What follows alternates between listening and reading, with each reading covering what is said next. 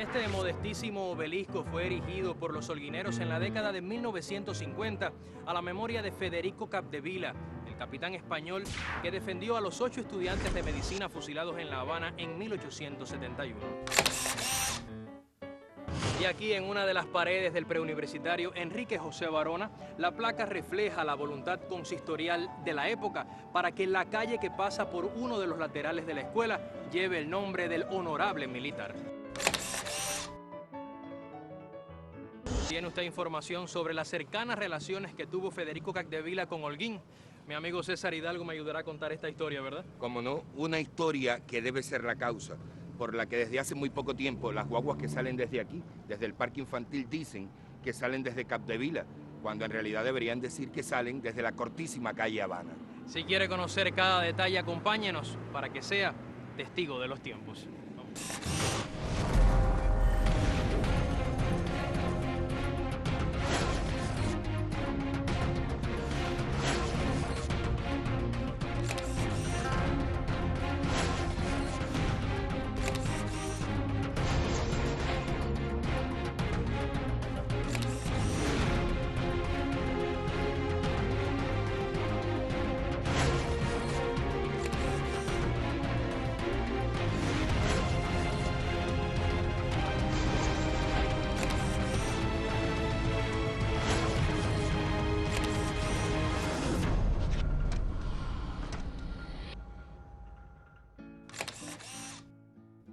Nació Federico Capdevila en el año 1845 en Valencia, España.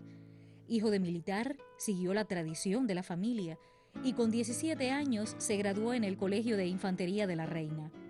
En 1868, cuando comenzó la Guerra de Independencia de Cuba, el joven oficial fue enviado a la isla. César, coinciden los historiadores que Capdevila entró a Cuba por Holguín. ¿Por qué fue eso? Bueno, no hay una respuesta única, aunque se dan dos razones diferentes. ¿Qué razones? Una, que en esta ciudad de Holguín vivía un hermano suyo por la vía paterna, se llamaba Manuel Capdevila, era médico y estaba casado con la holguinera María del Carmen Ochoa y Aguilera. Una holguinera. Ahora, ¿cuál era la otra razón? Bueno, pues que en este edificio, que era el cuartel de infantería de las tropas españolas, el joven militar y otros muchos oficiales y soldados se acostumbraban al clima cubano. Y es en este edificio donde Capdevila está.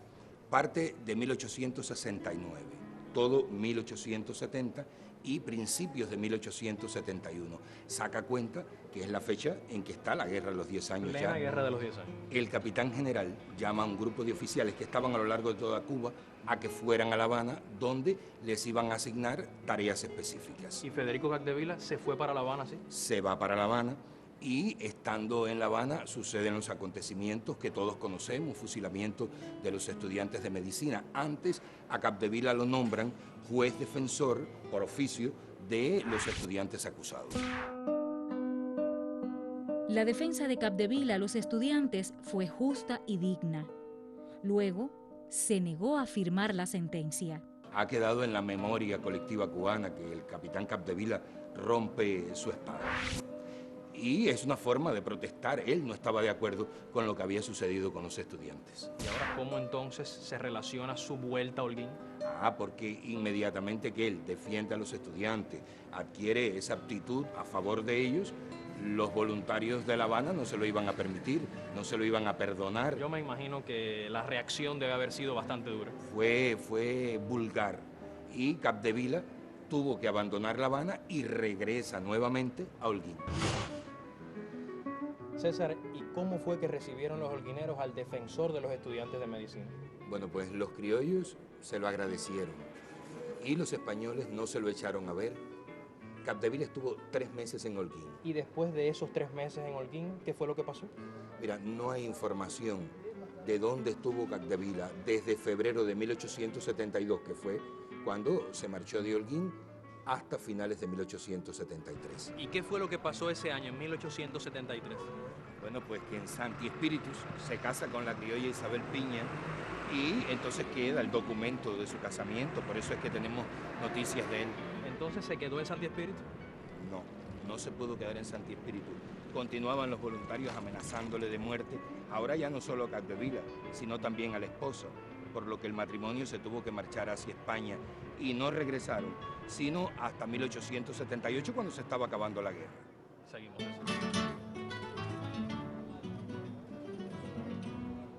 Y es cierto, César, que Capdevila tuvo que ver con la construcción de este parque que todos conocemos como el Parque Infantil. Tanto que fue Capdevila quien lo construyó. ¿Y cómo es eso? Me imagino que nada tenía que ver lo que es ahora con aquella época. Hay que ubicarse en esa época. ¿Qué era la ciudad de Holguín, su urbanización? Concluía 1 o 2 cuadras después del Parque San José o Carlos Manuel de Céspedes ahora, que todos conocemos, o sea, 1 o 2 cuadras antes de llegar aquí no había absolutamente nada. ¿Qué había por esta zona? La Casona Quinta, que sí existía desde hacía mucho tiempo y que ya era hospital de los propios soldados españoles. Estaba el cuartel de infantería, que como corresponde a un cuartel, estaba en las afueras de la ciudad, y todo lo demás, espacio vacío. Yo me imagino que hacer un parque en aquella época tampoco era cosa de coser y cantar. ¿Cómo fue que se gestionó su construcción? Mira, el jefe del cuartel de infantería, don José de Mantilla, hizo las gestiones ante el gobierno local para que le autorizaran a construir frente al cuartel un parque o plaza para la recreación de sus soldados. Lo consiguió y la primera piedra para la construcción comenzó el día 23 de enero de 1883. ¿Y por qué ese día y no otro, César? ¿Qué tenía de especial esa jornada? Ese día, 23 de enero, es el día del santo del rey español, Alfonso XII de Borbón, y por eso escogieron la fecha. Y se sabe que es ese día y no otro por un testigo de ese tiempo. ¿Qué testigo? Un acta que se conserva en el Museo Provincial La Periquera. En el acta se ve la firma del coronel Mantilla, se ve la firma del mismísimo Capdevila, y se ve la firma de otros muchos ilustres holguineros, jefes militares de la provincia que asistieron al lugar para presenciar el justo momento en que se ponía la primera piedra de este parque. Y esto que estamos viendo hoy aquí, César, es, digamos, la idea esa inicial de cómo se concibió el parque. No, no exactamente. Este no es el parque que construyó Capdevila, porque el parque era mucho más grande, llegaba hasta la Quinta del Llano. ¿Y se conservan imágenes de esa época? Hay una vieja fotografía, una muy vieja fotografía de mucho tiempo después de haberse construido el parque, y se conserva una hermosísima descripción que trajeron hasta nuestros días la historiadora Elda Fernández Perdomo y la entonces especialista de la Casa de Iberoamérica, Yailén Campaña. Y qué bueno hubiese sido conversar con alguna de ellas, ¿verdad? Yo invité a Yailén. Hola, querido ¿Cómo estás, amigo. Yailén? Hola, mi amor. Cuéntame de esa investigación, cuéntame qué era, digamos, lo que más llamaba la atención en esta Plaza Mantilla. Mira, lo que más llamaba la atención es difícil definirlo. Porque era tan hermoso el parque. Tenía jardinerías con flamboyanes, con estas palmas preciosas que estamos viendo aquí. Era un parque hermoso. Y de la glorieta, dicen que era magnífica. La glorieta era inmensa. Imagínate que cabía toda la banda municipal militar para hacer su retreta. O sea, hacían las retretas aquí. Se hacían las retretas en esa glorieta y era precioso que la banda completa estuviera dentro. La glorieta era circular con 4 salidas hacia afuera en escalonadas y era una maravilla el parque. ¿Había algún portón, alguna entrada principal? Sí, tenía un portón inicial que eran 3 arcos de medio punto. Ese portón inicial tenía en el friso la fecha de fundación a la que hacía referencia César hace un momento. Muchísimas gracias por haber estado con nosotros, siendo también testigo de los tiempos. Gracias a ustedes. Nos vemos. César, ¿y después de la construcción del parque, qué fue de Capdevila? Capdevila se mantuvo un tiempo más como jefe de uno de los batallones que estaban en el cuartel de infantería. Posteriormente lo acusaron de desvío de los fondos militares. Lo llevaron preso al Castillo del Morro en Santiago de Cuba. ¿Y estaba justificada esa acusación? No estaba justificada. Cuando concluyó toda su condena y se revisó en ese mismo año la causa, se comprobó que era falso. Pero el Capdevila había enfermado de tuberculosis y decidió que se iba a retirar del ejército. Lo hizo, se fue a vivir a Santiago de Cuba. Allí estuvo mucho tiempo hasta que comenzó la guerra del 95. Estaba dentro de Santiago de Cuba en una situación de salud difícil. La inteligencia cubana se comunicó con él y le dijeron que si estaba de acuerdo, ellos lo podían llevar a un hospital de sangre Mambí. Él estuvo de acuerdo, lo llevaron, lo atendieron, pero lamentablemente Capdevila falleció. ¿Y dónde se enterró? Lo enterraron en Santa Ifigenia y en 1903 sus restos fueron trasladados desde Santiago de Cuba hasta el mausoleo a los estudiantes de medicina en La Habana, que él había ayudado y había defendido y por lo que tanto había luchado durante toda su vida como militar en Cuba. Sin Capdevila, sin nadie que defendiera de algún modo esta plaza, entonces fue por eso que se destruyó.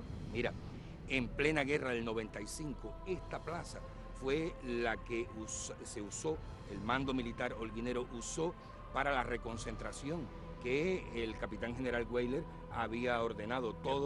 Todos los campesinos que vivían en la zona fueron reconcentrados en este lugar para que no pudieran ayudar a los mambises. ¿Y eso la destruyó? Comenzó a destruirse. Después se acabó la guerra contra España, las autoridades olvidaron la plaza. En 1917, en la garrita de la Chambelona, pues tumbaron el portón de entrada y el tiempo hizo que la plaza dejara de ser la hermosísima plaza que Capdevila había construido para Holguín.